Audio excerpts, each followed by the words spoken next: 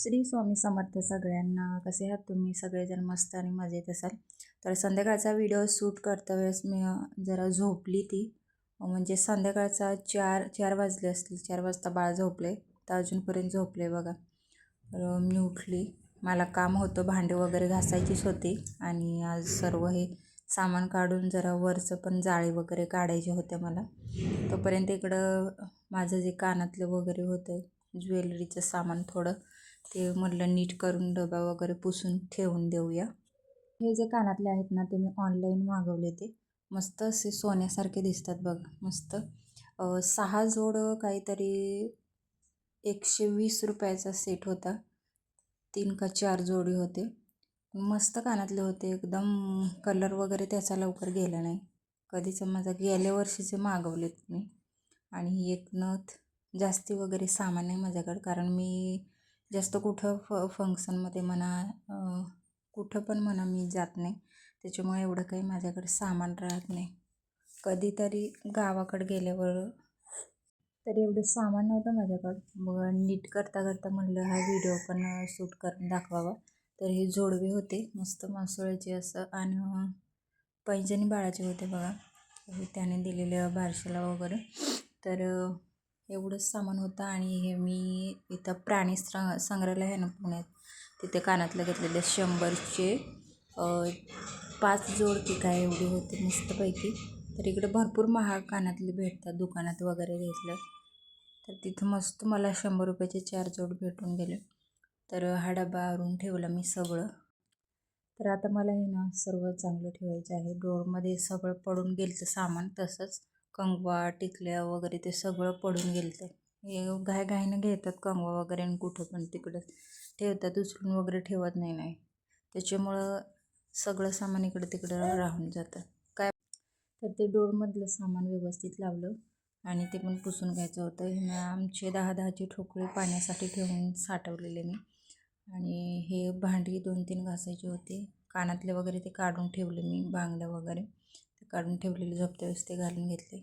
विचार करत होते आता हे सगळं सामान मला काढून जाळ्या वगैरे काढायचे आहेत.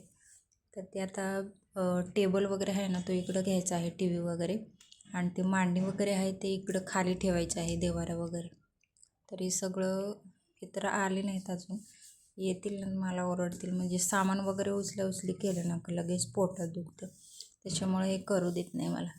तर आता म्हणलं हे चांगलं दिसानं झालं. तिथं चपात्या वगैरे लाटायचं म्हणलं ना लय किचकिच होते इथं.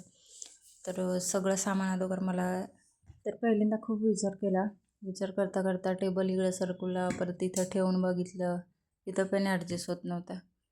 परत तिकडं काढला आणि इकडचं सामान तिकडं केलं.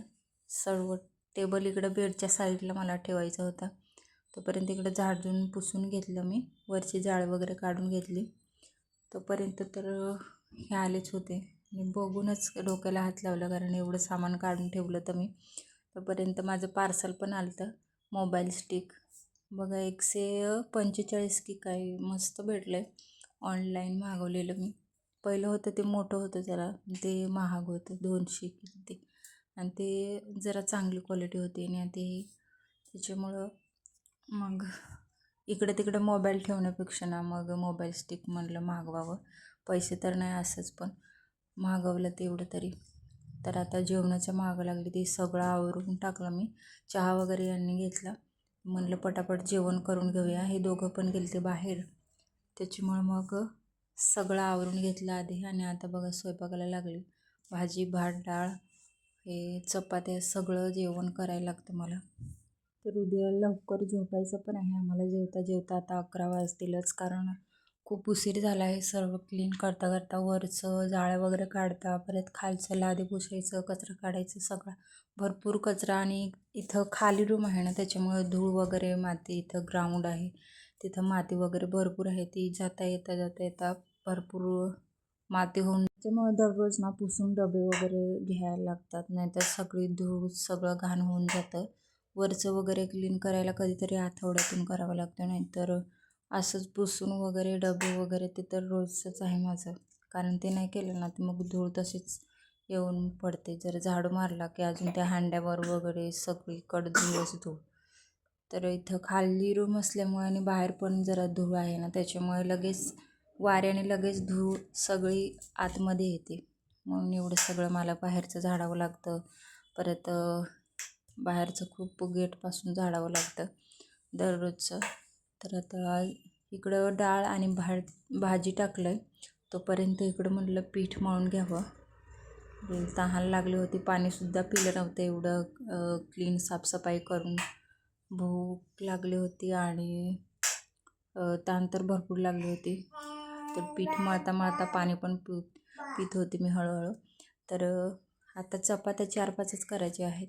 त्यांना जास्ती नाही खात ते, 3 नाही तर 2 खातात आणि मला 1. बाळ ते थोडं खाते, मी तर जास्त खात नाही ते पण. त्याला डाळ भात करते मी रोजच्या रोज. तर इथं पीठ मिळून झालेलं आहे माझं. आणि आता म्हणलं लगेच चपात्या, भाजी शिजली पण नव्हती, लगेच चपात्या म्हणलं करून घ्याव्या. चपाती एकदा केली ना की भाजी शिजत टाकून थोडा वेळ तोपर्यंत तर चकुलीला घेऊन आले तेच पप्पा. म्हणलं थोडा वेळ थांबा, थोडा वेळ फिरून येतोवर माझं होईल. परत तर रोजच्या रोज असंच ना, असं करून करून एकट्याला जेवण वगैरे, तर असा मला पण वाटतं कोणतरी घरात राहिलं असतं तर त्याने पण स्वयंपाक माझ्या हातातच मला आता केलेलं ना चांगलं लागतच नाही. त्याच्यामुळे ना रोज रोज करून चपात्या, भात, डाळ भात हे असं कंटाळा वाटतो एकट्यालाच. पण काय करायचं, करायला लागतंच. तर सगळ्या चपात्या करून झालेल्या आहेत माझ्या. इथं मी सूट कट केलं होतं कारण चकुली आलते आणि तिचे पप्पा आलते. तर चपात्या बघा, माझी चपाती करण्याची जी पद्धत आहे ती तुमच्याबरोबर शेअर करेनच कधीतरी. तुम्ही जेवलात काय मला कमेंटमध्ये सांगा. चलो, बाय बाय.